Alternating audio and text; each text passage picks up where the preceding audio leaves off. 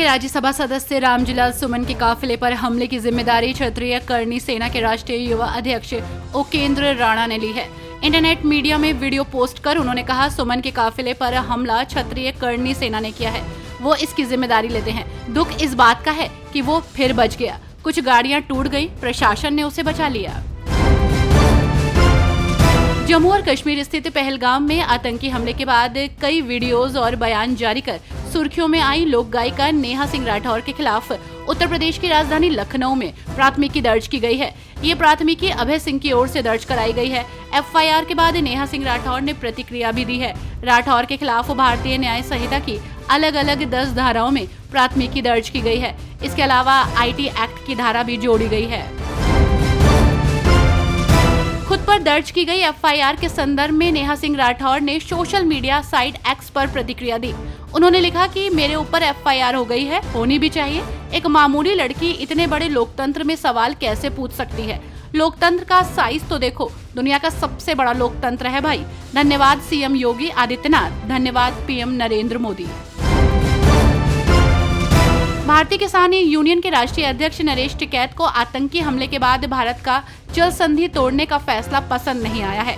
उन्होंने भारत पाकिस्तान के बीच जल विवाद पर ऐसा बयान दिया जो चर्चा का विषय बन गया। पहलगाम हमले के बाद भारत सरकार ने सिंधु जल संधि को रद्द करने का फैसला लिया, लेकिन नरेश टिकैत को ये पसंद नहीं आया। बीकेयू के राष्ट्रीय अध्यक्ष नरेश टिकैत ने कहा कि पहलगाम आतंकी हमले के लिए पूरे पाकिस्तान को दोषी ठहराना उचित नहीं है। पाकिस्तान में कुछ लोग आतंकवाद को बढ़ावा देते हैं। उत्तर प्रदेश सरकार नगरीय निकायों में संपत्ति से जुड़ी सेवाओं को सरल और एक समान बनाने जा रही है।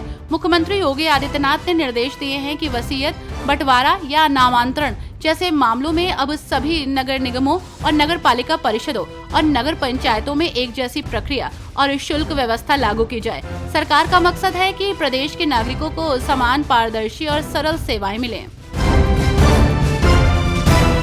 भारतीय समाज पार्टी के राष्ट्रीय महासचिव अरविंद राजभर समाजवादी पार्टी के राष्ट्रीय अध्यक्ष अखिलेश यादव के एक बयान से सहमत दिखे। पहलगाम आतंकी हमले के बाद कन्नौज सांसद कई बार कह चुके हैं कि आतंकवाद का कोई धर्म नहीं होता। कुछ ऐसा बयान अरविंद ने भी दिया। उत्तर प्रदेश स्थित बस्ती में प्रेस वार्ता के दौरान अरविंद ने कहा कि आतंकवाद का कोई धर्म नहीं होता और पूरा देश सरकार के साथ खड़ा है। उत्तर प्रदेश कांग्रेस कमेटी के अध्यक्ष अजय राय ने केंद्र सरकार और भारतीय जनता पार्टी पर संविधान और लोकतंत्र के खिलाफ काम करने का गंभीर आरोप लगाया है।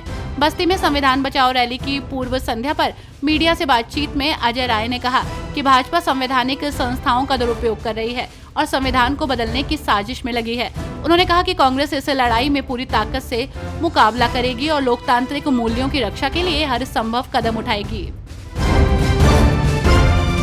उत्तर प्रदेश की बुलंदशहर में समाजवादी पार्टी सांसद रामजिलाल सुमन के प्रतिनिधि मंडल पर केस दर्ज किया गया है। रामजिलाल सुमन का प्रतिनिधि मंडल बुलंदशहर में दलित परिवार से मुलाकात करने जा रहा था।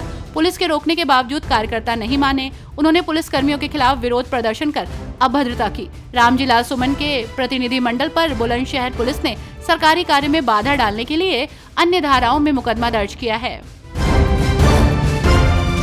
मुख्यमंत्री योगी आदित्यनाथ की अगुवाई वाली उत्तर प्रदेश सरकार ने नेपाल सीमा से सटे जिलों में अवैध अतिक्रमण के खिलाफ बड़ी कार्रवाई की है। सैकड़ों अवैध निर्माणों को ध्वस्त कर दिया। सीमा क्षेत्र के 10-15 किलोमीटर के दायरे में बड़े पैमाने पर अतिक्रमण हटाओ अभियान चलाया गया। अवैध धार्मिक संस्थाओं पर भी सख्त कार्रवाई की गई। बहराइच में 89 अवैध अतिक्रमणकारियों के खिलाफ कार्रवाई की गई है। कोखराज थाना क्षेत्र के टीकरडीह गांव में नगर पालिका भरवारी में मिट्टी का टीला धंसने से 5 लोगों की मौत हो गई, जबकि 3 अन्य घायल हैं। घायलों का इलाज मेडिकल कॉलेज मंझनपुर में चल रहा है। आज सुबह करीब 7 बजे तालाब में मिट्टी खोदने गए गांव के ही 8 लोग मिट्टी का टीला ढहने से दब गए। चीख पुकार मचने पर पहुंचे ग्रामीणों ने मिट्टी में दबे लोगों को निकाला और इस बीच सूचना पाकर पुलिस भी मौके पर पहुंची।